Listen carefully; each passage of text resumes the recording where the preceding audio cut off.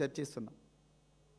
ఇలా మీ గవర్నమెంట్ ఇప్పుడు మీరు ఏ ముఖ్యమంత్రిని అయితే రోజు పొగుడుతున్నారో, ఆయన భుజాన ఎత్తుకొని మోస్తున్నారో, ఆ ముఖ్యమంత్రి పుణ్యమాని అన్యం పుణ్యం ఎరుగని అమాయక పిల్లలు, బడికి పోవాల్సిన పిల్లలు రోడ్ల మీద చెత్త ఏరుకుంటూ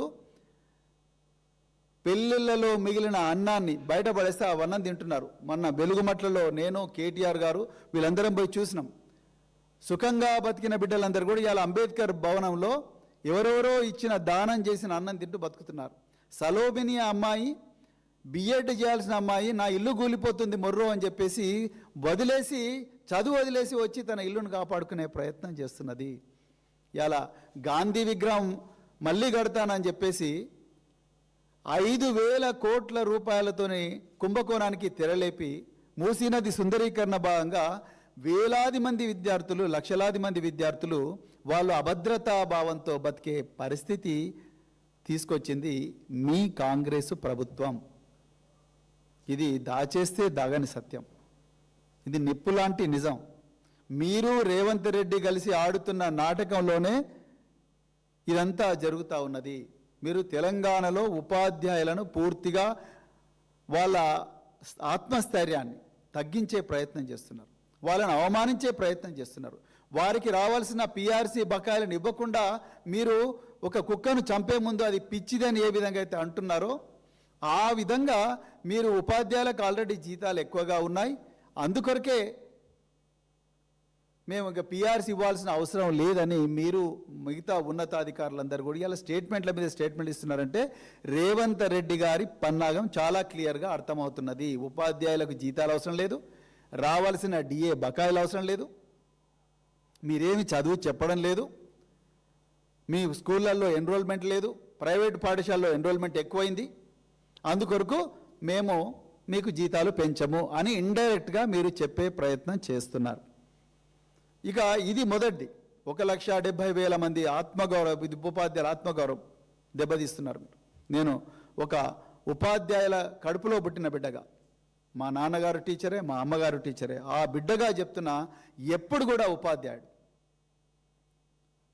అభద్రతా భావంతో ఉంటే పని చేయలేడు. ఎప్పుడు కూడా ఉపాధ్యాయుడి ఆత్మగౌరవాన్ని ప్రతిరోజు కూడా దెబ్బతీస్తుంటే ఉపాధ్యాయుడు కానీ ఉపాధ్యాయురాలు కానీ పని చేయలేరు. మా తల్లిదండ్రులను నేను చిన్నగా ఉన్నప్పటి నుంచి చూసిన కాబట్టి చెప్తున్నా, టీచర్ల కుటుంబాల మధ్యలో పెరిగిన బిడ్డగా నేను చెప్తున్నా. ఆ టీచర్ల వల్లనే మేము ఈరోజు ఈ స్థాయికి వచ్చినాం. మీరు రెండో విషయం అన్నారు మురళి గారు, మీరు రెండో విషయం ఏమంటున్నారు? విద్యా కమిషను. మీరు ప్రమోషన్ ఇచ్చేటప్పుడు తప్పనిసరిగా వీళ్ళకు టెస్టులు పెట్టి ప్రమోషన్ ఇవ్వాలి అని అంటున్నారు. మరి మీ ఐఏఎస్ ఐపీఎస్లకు ఎందుకు ప్రమోషన్లు ఊకెనిస్తున్నారు? మరి వాళ్ళకు కూడా టెస్ట్ పెట్టాలి కదా. నేను కూడా అదే ఐపీఎస్ సర్వీస్ నుంచే వచ్చాను, మీరు ఐఏఎస్ అయ్యారు. మీరు ఎట్లా ఐఏఎస్ అయ్యారు అనే దాని మీద చర్చ నేను ఇక్కడ చేయను, అంత కుసంస్కారాన్ని కాదు నేను. కానీ ఐఏఎస్ ఐపీఎస్ ఆఫీసర్లు ఐఎఫ్ఎస్ ఆఫీసర్లకు మరి డైరెక్ట్గా ఇస్తూనే ఉన్నారు కదా ప్రమోషన్లు. మరి వాళ్ళకు ప్రమోషన్లు ఇచ్చినప్పుడు టీచర్లకు ఎందుకు అడ్డం చెప్తున్నారు మీరు? అయినా టీచర్లు ఇంకా ఎక్కువగా జీతాలు ఇవ్వాలి టీచర్లకు. ఎందుకంటే ఏ దేశం అయితే బడుల మీద ఎక్కువగా ఇన్వెస్ట్ చేస్తుందో, పెట్టుబడి పెడుతుందో, ఏ దేశమైతే పిల్లలను సంపదగా చూస్తుందో, అమూల్యమైన సంపదగా చూస్తుందో, ఆ దేశమే ముందర పోతుంది అనేది రకరకాల నాగరికతలు మనకు నేర్పినాయి. ఎక్కడైతే చదువు బాగుంటుందో అక్కడే సంపద వస్తుంది అన్నాడు మహాత్మా జ్యోతిరావు పూలే గారు అదే చెప్పారు, డాక్టర్ బిఆర్ అంబేద్కర్ గారు అదే చెప్పారు, కోటారి గారు అదే చెప్పారు, డిడి కోశాంబి అదే చెప్పారు, గిజుబాయ్ బదేకా అదే చెప్పారు. ఏ దేశం అయితే మీరు మీ రిపోర్ట్లో ప్రస్తావించిన జాన్ డ్యూయి అదే చెప్పారు, జాన్ హోల్ట్ అదే చెప్పారు. వీళ్ళందరూ చెప్పింది అదే. విద్యా వ్యవస్థలో ఉండాల్సింది మేధావులు. మరి మేధావులకు అరకొర జీతాలు ఇస్తే వస్తారానండి? వాళ్ళ ఆత్మగౌరవాన్ని దెబ్బతీస్తే వస్తారా వాళ్ళందరూ? ఇలా మీరు చెప్పే రికమెండేషన్స్ వల్ల క్లియర్గా ఏమర్థం అవుతుందంటే పని చేసేటోడు కూడా బీఆర్ఎస్ తీసుకొని పారిపోండి. అదేవిధంగా మీరేం చెప్తున్నారు? వాళ్ళకు కాంట్రాక్ట్ పద్ధతిలో ముందు తీసుకొని అప్రెంటిస్గా చూసి దాని తర్వాత మరి పర్మనెంట్ చేయండి అంటున్నారు వాళ్ళ ప్రతిభ బాగుంటే. కాంట్రాక్ట్ పద్ధతిలో మరి ఐఏఎస్ ఐపీఎస్ ఎందుకు రిక్రూట్ చేస్తలేరు మురళి గారు? కాంట్రాక్ట్ పద్ధతిలో ఎస్ఐలను సిఐలను ఎందుకు చేస్తలేరు? కాంట్రాక్ట్ పద్ధతిలో సెక్రటరియట్ ఎంప్లాయీస్ కూడా చేయండి కదా. మరి వాళ్ళను కాంట్రాక్ట్ బదులు చేయకుండా ఈ పేద టీచర్లు 1,70,000 మంది టీచర్ల మీదనే ఎందుకు పడ్డారు మీరు? వీళ్ళు లేకపోతే మనం ఉండేటోళ్ళమా?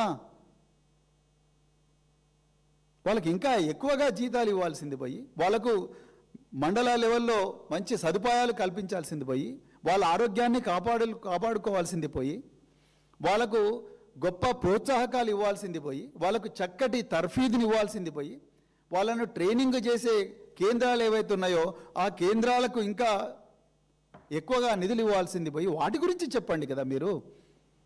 వాటి గురించి మీరు మాట్లాడలేదు. ఇండైరెక్ట్గా రేవంత్ రెడ్డి గారు ఏం చెప్పినరో అదే మీరు దీంట్లో రాసిండ్రు. ఇంకా రెండో విషయం, మీరు ఇంకొక ప్రమాదకరమైన ఆలోచన చేసిండ్రు. ఒకటి, టీచర్లకు ప్రమోషన్లలో మరి ప్రమోషన్లకు రావాలంటే కంపల్సరీ ఇది పెట్టాలనే మీరు ఒక ఎగ్జామ్ పెట్టి చేయాలన్నారు.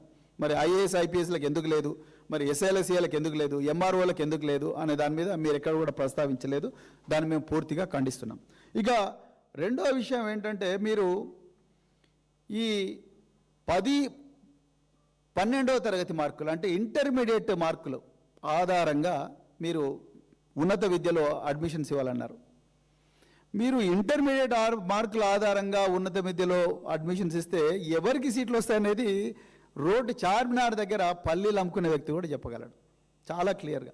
శ్రీ చైతన్య, నారాయణ, కేకేఆర్ గౌతమ్ వీళ్ళకే వస్తాయి, ఇంకెవరికి రావు సీట్లు.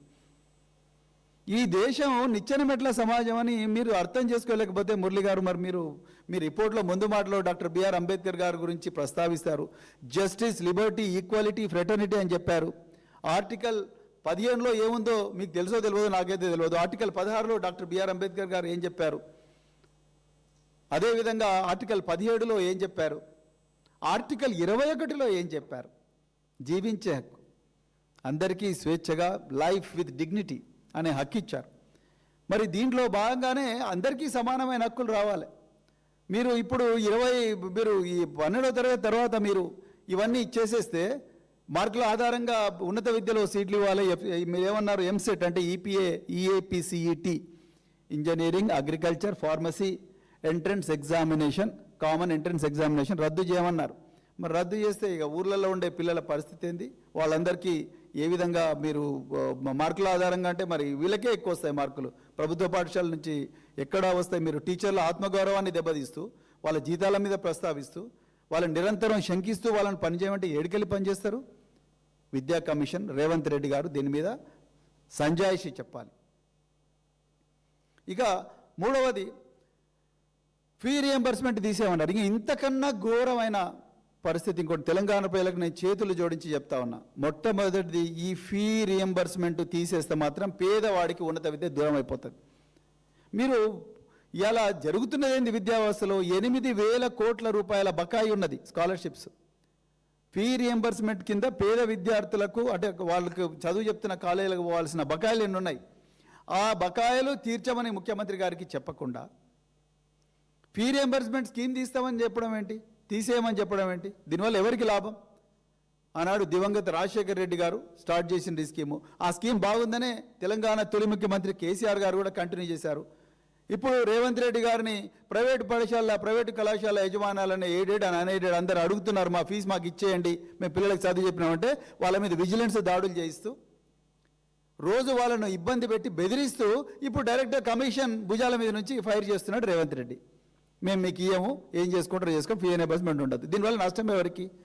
గ్రామీణ ప్రాంతాల్లో రైతు కూలీల బిడ్డలు, ఇంజనీరింగ్ చదివే వాళ్ళు రోడ్ల మీదకి పోతారు. మళ్ళీ అదేవిధంగా గ్రామీణ ప్రాంతాల్లో ఉన్న బిడ్డలు ఎవరైతే ఉన్నారో వాళ్ళు డాక్టర్లు అయితే ఉంటే డాక్టర్లు కాలేరు, వాళ్ళు మళ్ళీ కూలీలు అవుతారు.